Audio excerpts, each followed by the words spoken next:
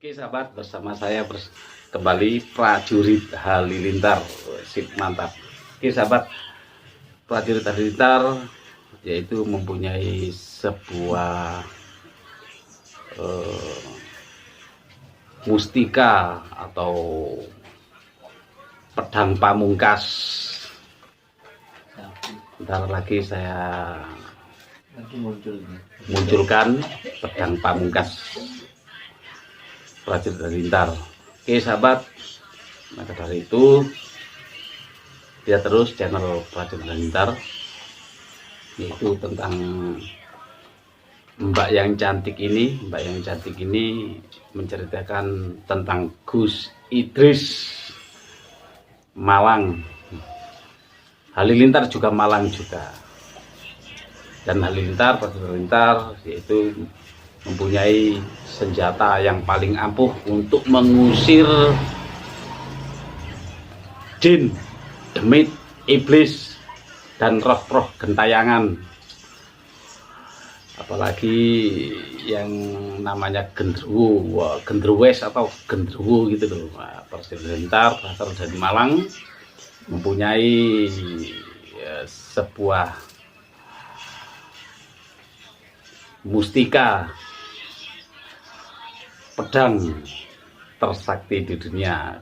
Apabila ada jin, demit, iblis yang double itu semua, jin, demit, iblis, roh-roh gentayangan yang meresahkan masyarakat. Inilah mustikanya prajurit Halilintar. Nah inilah, tunggu ya. Nah ini oke sahabat, kalau ada demit pukul aja tas, jin pukul aja tias, apalagi gendruwo, roh-roh gentayangan yang double semua itu memang meresahkan masyarakat. Pukul aja pakai ini ya tas. Oke sahabat, inilah mustikanya prajurit Halilintar ini ya, buat memukul roh-roh gentayangan atau jin-jin atau iblis. Pukul aja sampai ini yes. Oke sahabat, sama saya prajurit Halilintar gitu aja. Cuman prajurit Halilintar mengabarkan yaitu prajurit Halilintar telah mendapatkan mustika. Nah, ini mustikanya buat mengusir keris, yes, apalagi jin-jin, demit, roh-roh gentayangan, sikat, yes, apalagi pring petuk, yes, merah dalamnya, sikat juga. Oke sahabat, gitu aja dari saya prajurit Halilintar. Tonton terus Mbak yang cantik ini, itu menceritakan tentang Gus Idris. Oke, tonton terus saja dari channel prajurit Halilintar.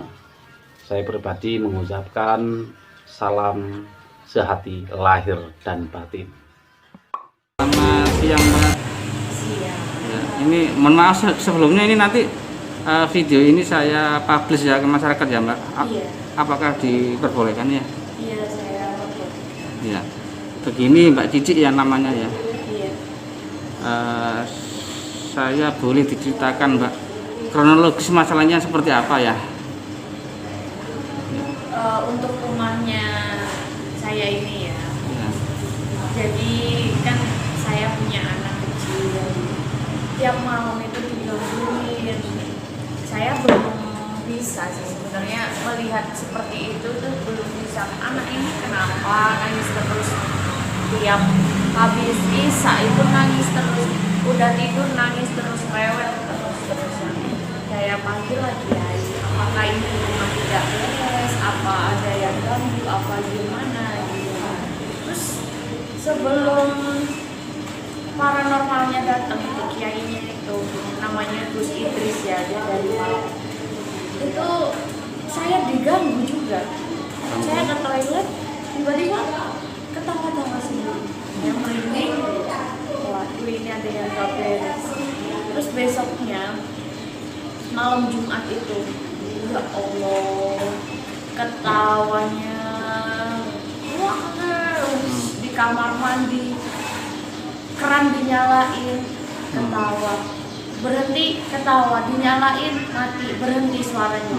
Ya seperti itu. Terus akhirnya Sabtunya itu Gus Idris datang ke rumah saya. Terus dilihat, wah ini katanya ada penunggunya gitu. Sesosok kuntilanak. Ya saya percaya nggak percaya sih, buktinya anak saya rewel terus ya. Terus suami saya juga lagi kerja di luar kota, jadinya saya sendirian ke mama saya. Habis itu kiainya bersihin ya gaya paranormal gitu lah, dibersihkan semuanya, di tiap sudut rumah itu dikasih kayak paku. Kayak apa? Kayak berarti ini kayak sudut-sudut ini Mbak ya, maaf ya, ini rumahnya kan ini, terus sudut-sudut ini dikasih paku ya. Iya. Paku ya Mbak ya, boleh saya lihat sebentar ya ke dalam. Nah seperti ini ya. Dikasih paku ya. Berapa Mbak ini pakunya, ini berapa biji, harganya berapa gitu, boleh dikatakan? Dia narjet itu per paku itu harganya 10 juta. Untuk rumah saya bisa lihat sendiri kan ini berapa sudut. Ini ada 6 sudut. 4 sudut ya, 4 sudut ya. Satu sudutnya kan 10 juta. Jadi 40 juta total. Nah, begitu saya buka kan ada kayak kain mori di situ ya. Itu saya buka ya ternyata ya paku biasa gitu. Di mana Mbak? Kain morinya bisa ditunjukkan tempatnya aja. Oh iya di situ silakan. Boleh. Di sini ya. Di sini ya. Ini di sini ya berarti ya. Itu kapan Mbak kira-kira nemu kain mori itu? Saya nemunya itu kiainya siang di sini, malamnya saya nemu. Menemukan. Terus apa yang dilakukan timnya ini, tim seorang oknum Gus itu? Mereka ke tempatnya, rumahnya Mbak Cici ini sendiri atau tim Mbak, atau kelompok? Mereka bertiga. Bertiga aja? Iya bertiga. Habis bertiga atau kelompok? Oh ya, ada orang 7 orang. Sebenarnya semuanya 7 orang totalnya. Tapi yang rekannya itu kan yang fokus untuk ininya 3 orang. Oh gitu. Mungkin bisa diceritakan ada mediator atau kesurupannya mungkin? Oh, ada Pak, ada. Ada ya. Itu sempat dari rekannya kiai itu tadi dikasih mediator gitu, dimasukin kuntilanak. Oh gitu. Ditanyain ini dari mana, ngakunya dia penunggunya sini, katanya udah zaman Belanda dulu udah ada di sini. Oh ini berarti rumahnya sudah lama ya Mbak, tapi sudah direnovasi kayaknya ya. Iya. Renovasi. Terus habis itu apa yang dilakukan oleh timnya ini, timnya Gus itu Mbak Cici?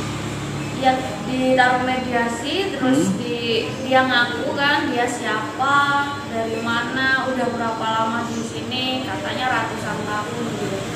Ya namanya makhluk ini ya, kan beda sama kehidupan kita, jadinya ya seperti itulah. Ya. Terus selama proses pembersihan rumahnya ini kira-kira berapa jam Mbak dari kedatangannya? Oh, lama Pak, didoain, dikasih kayak alat-alat kayak garam, terus ada bunganya. Garam, bunga. Pakainya apa gitu loh. Oh, pakai garam, pakai bunga juga? Iya, pakai. Pakai minyak juga ya? Iya. Terus apakah dibacakan Quran atau doa-doa apa gitu? Iya, dibacakan doa itu ya lumayan ada, kalau 2 jaman itu ada. 2 jaman ya. Iya. Berarti Mbak Cici waktu itu ngeluarin uang itu berapa Mbak untuk maharnya itu? Untuk Ngitungnya itu mahar dari pakunya ya Pak ya. Iya, Per iya. paku kan 10 juta. Nah, di rumah ada 4 sudut, jadinya totalnya 40 juta. gitu. 40 juta ya Mbak Cici. Setelah itu apakah mereka minta uang lagi? Enggak sih Pak. Enggak ya. Enggak. Mungkin ada biaya lain akomodasi atau enggak mereka minta? Ya mungkin transport ya ada uploadnya sendiri. Begitu. Waktu itu Mbak Cici ngamplop berapa Mbak untuk mereka untuk di luar mahar ya? Di luar mahar ini. Saya ngasih 1 juta. 1 juta ya buat bensin ya. Iya. Jadi totalnya yang Anda keluarin berapa juta? Dari mahar sampai transport untuk beliau, untuk timnya. 41 juta. 1 juta ya. Nah begini Mbak Cici, setelah mereka pulang ke Malang, itu gimana kondisi rumahnya Mbak Cici setelah dibersihkan? 1 hari pas setelah ada mediasi yang di kesurupan itu, itu mulai lagi. Berarti 1 harinya itu enggak masalah ya? Tidak masalah. Oh gitu. Berarti setelah 1 hari ada lagi? Iya. Ada lagi. Apa Mbak? Boleh diceritakan? Anak saya sih sudah tidak rewel. Iya. Tapi kok saya tiap ke kamar mandi atau lagi masak dia digangguin. Iya. Kayak ada yang kayak ngintip apa gitu di dapur, tiba-tiba seperti itu. Saya merinding, tapi ya mau gimana lagi. Begitu. Iya. Terus setelah itu apa yang dilakukan Mbak Cici untuk menghubungi ulama itu atau bagaimana Pak? Ya saya tanya lagi, Pak, gimana ini kok saya masih digangguin lagi, gitu kan. Kiainya bilang, sabar dulu ya Mbak. Ini soalnya sudah ratusan tahun di sini, gitu kan. Sudah lama ya berarti ya. Terus disuruh sabar berapa minggu? Malam Jumat depannya lagi katanya kiainya di sini lagi.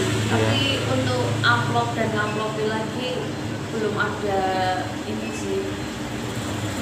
Oh berarti itu oknum kiai itu minta lagi, datangi lagi hari Jumat, seminggunya lagi, terus minta uang lagi ke Mbak Cici gitu ceritanya. Iya. Atau bagaimana? Iya, ya kayak kode gitu sih. Tapi ya nanti buat ini, buat apa Mbak? Buat beli apanya, kayak alatnya, kayak apa ya? Kayak kan dulu kan paku ya. Iya. Nah, terus sekarang buat ininya apa, kayak minyaknya ini loh. Minyak ya? Iya. Itu katanya mahal banget itu. Iya. Berapa Mbak? Minta berapa yang untuk yang datang kedua? 5 juta itu. 5 juta ya? Itu 50 mili katanya. Minyak apa aja lupa namanya. Terus Mbak Cici sanggupi apa enggak? Ya saya, kalau pribadi saya ya, saya pengen nyoba spiritual yang lain. Saya kurang yakin. Kurang yakin ya. Kurang yakinnya di mana Mbak? Boleh diceritakan? Lah buktinya dia habis mediasi hilang, besoknya sudah nggak ada ya. Besoknya lagi ada lagi. Oh, ada lagi ya? Kurang yakinnya di situ gitu. Berarti tetap ya Mbak? Intinya tetap ya enggak? Enggak ini apa namanya? Enggak berubah gitu ya, tetap ya. Terus sampai suaminya Mbak Cici waktu pulang ke sini apakah sudah ada ini sudah cerita? Enggak, kalau ada suami saya itu enggak ada yang ganggu. Begitu ya? Iya. Oh, cuman ini diganggu waktu suaminya enggak ada di rumah waktu dinas ya? Iya. Kan yang ganggu saya itu kan suara perempuan ya, cewek gitu kan. Tawa-tawa, nangis seperti itu. Oh gitu. Oh gini Mbak Cici mau nanya aja apa, waktu didatangi kelompok atau tim dari Malang itu apakah mereka menjanjikan ke Mbak Cici berapa minggu bersih atau berapa bulan gitu? Enggak, mereka enggak bilang janji sekian hari sekian, enggak. Tapi mereka itu kayak meyakinkan akan hilang langsung gitu. Oh berarti dia menjanjikan pasti hilang gitu ya? Iya, Intinya gitu. Oh gitu. Terus responnya Mbak Cici setelah dijanjikan itu bagaimana? Senang atau Ya, biasa-biasa aja? sudah tenang, satu harinya kan sudah tidak ada apa-apa gitu. Besoknya kok mulai lagi seperti itu. Berarti agak kecewa ya Mbak ya? Iya. Di sini ya? Iya. Ya itu Mbak boleh tahu Mbak Cici ini punya rumah ini rumah sendiri ya? Iya. Rumah sendiri ya? Terus punya usaha apa Mbak selain ini Mbak? Usaha saya sih ada kafe di kota sana. ada villa juga sih. Villa juga. Pernah nggak itu yang Gus itu, oknum Gus itu yang nawari Mbak Titi untuk membersihkan villanya atau kafenya untuk dibersihkan juga? Oh enggak. Enggak Soalnya pernah. saya enggak pernah cerita-cerita. Oh gitu ya. Karena oke. Nah ini yang terakhir Mbak Titi. Setelah didatangi Gus itu, setelah ngeluarkan biaya yang saya nilai nominalnya juga luar biasa ya, sampai 41 juta ya, betul ya Mbak Cici? Itu ada kekecewaan nggak di hatinya Mbak Cici untuk? Ya jujur saja ada. Soalnya kok nggak sesuai gitu. Ya semahal itu ya Mas. 41 juta. Ya besoknya lagi cuma sehari doang hilangnya. Gitu. Apa nggak nyoba untuk nyari ulama lain Mbak selain yang dari Malang itu Mbak? Ya saya ini kan berusaha dari teman-teman saya dikasih rekomendasi ini coba ini. Ya.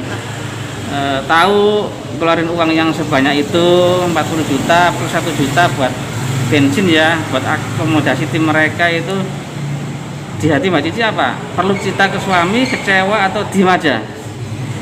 Kalau saya sih cerita ke suami ya sudah. Ya namanya usaha ya. Semuanya pokoknya saya terbuka sama suami saya. Cuman kalau yang untuk itu yang saya kecewanya tuh kayak dia tuh meyakinkan, udah Mbak ini tenang aja pasti ini hilang kok, pasti ini hilang gitu kan. Oh gitu. Ya, satu hari ya saya tenang Mas. Kok besoknya balik lagi gitu. Gitu ya. Oh berarti dia sudah ngasih jaminan ke Mbak Titi kalau rumahnya Mbak Titi setelah dibersihkan itu pasti nggak akan diganggu lagi ya, pasti tenang gitu ya. Iya, dia jamin pasti itu Mbak tenang pasti hilang. Nah, itu mereka berani ngasih jaminan itu secara tertulis di kertas atau lisan aja? Lisan aja. Oh, baik omongan aja ya Mbak Titi ya. Setelah dari situ kan Mbak Titi kan satu hari nggak diganggu ya. Iya. Mereka pulang. Iya. Terus ada nggak follow up dari mereka, telepon ke Mbak Titi menanyakan gimana Mbak rumahnya, sudah tenang atau enggak, atau mereka diam-diam aja gitu Mbak?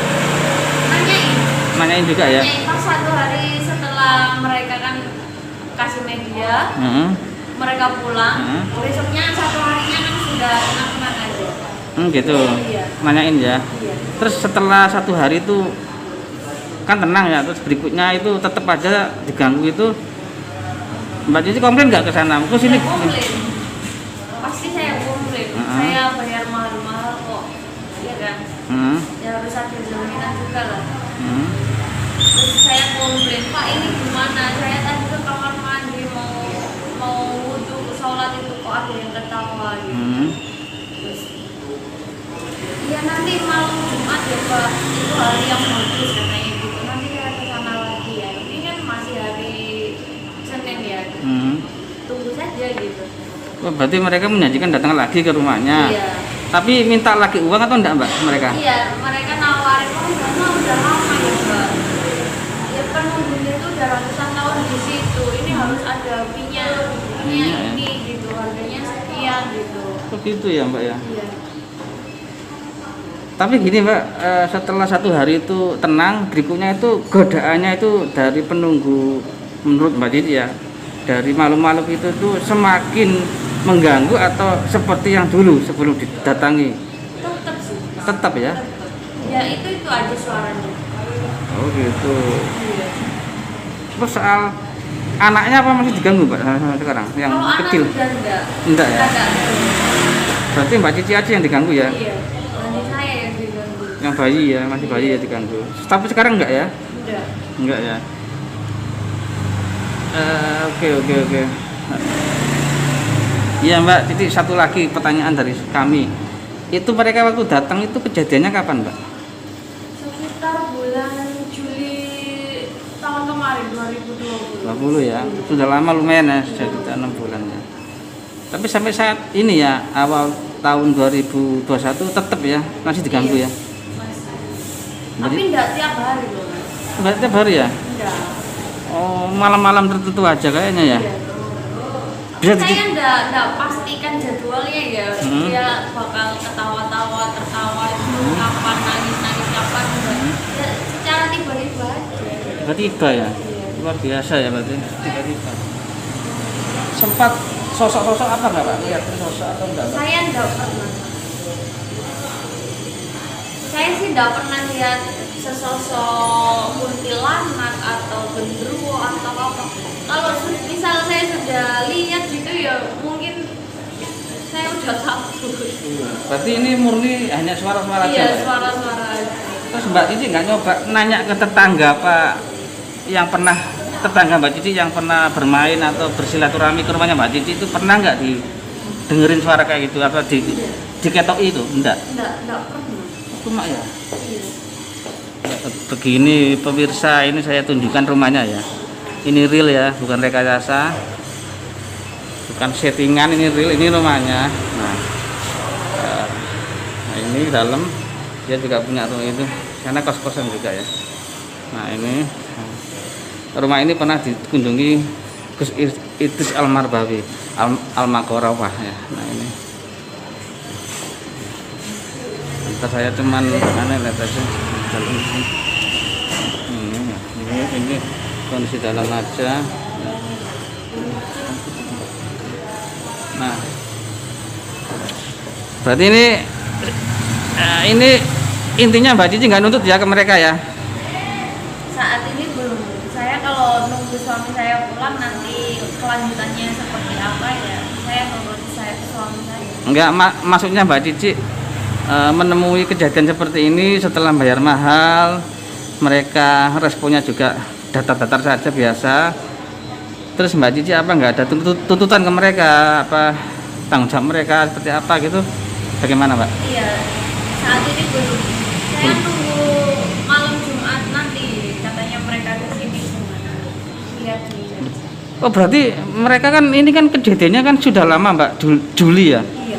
2020, terus mereka tetap menghubungi Mbak Cici juga? Iya. Oh gitu ya? Oh boleh nanti saya liput Mbak ya, mungkin hari Jumat ya? Oh malam Jumatnya ya? Mas? Iya. Iya boleh. Boleh, saya ingin tahu apakah yang bersangkutan benar-benar ya menjalankan syariat Islam, benar-benar menurut ajaran Islam ya, bukan ajaran dukun atau gimana. Mbak ini saya tertarik tadi Mbak Cici ngaku itu dikasih bunga-bungaan Mbak ya, wangi-wangian juga. Iya. Iya ya. Terus apalagi Mbak, mungkin apa gitu, barang-barang apa yang ditunjukin mereka? Kalau saya itu ada bunga, ada garam, ada kayak dupa yang dibakar itu. Dupa ya, menyan ya? Beda. Dupa ya? Kalau menyan kan beda. Kalau dupa itu kayak lidi. Oh lidi ya? Yang dibakar itu. Luar biasa ya. Saya baru dengar ini. Tapi mereka juga baca ini ayat Quran apa doa-doa apa enggak? Baca. Baca juga ya. Iya. Pikir ya. Next selanjutnya apa Mbak yang akan disampaikan? Harapannya apa yang disampaikan ke masyarakat pemirsa ini YouTube biar yang lihat ini bisa pikirannya bisa semakin teredukasi lah. Ya saya rencana kedepannya mau cari kiai lagi yang emang benar-benar mampu dan benar-benar bisa lah menghilangkan semua ini. Ya saya risih mas diganggu kayak gitu, merinding juga iya gitu. Berarti mencari lagi orang pintar ya, maaf, bukan orang pintar ya, mencari orang yang mengerti tentang agama. Dunia seperti itu loh. Ya gitu ya Mbak Cici ya. Untuk himbauan ke masyarakat Mbak, apakah perlu untuk mendatangkan seorang ulama yang berkedok untuk membersihkan rumah dengan kedok-kedok syirik atau kedok-kedok perdukunan, apakah perlu menurut Mbak Cici? Kalau itu sih menurut saya itu keyakinan masing-masing ya. Kita nggak bisa matok dan kita juga nggak tahu perkembangannya yang ini yang itu bagaimana, kan kita nggak tahu semuanya ya.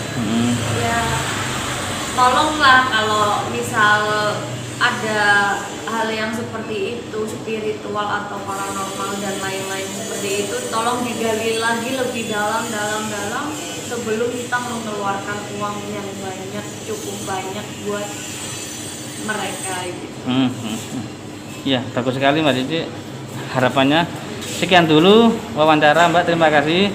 Sekali lagi saya mewakili masyarakat dan mohon izin ke Mbak Cici untuk menayangkan video ini ya ke masyarakat. Baik, baik. Ya, terima kasih Mbak Cici. Sama-sama.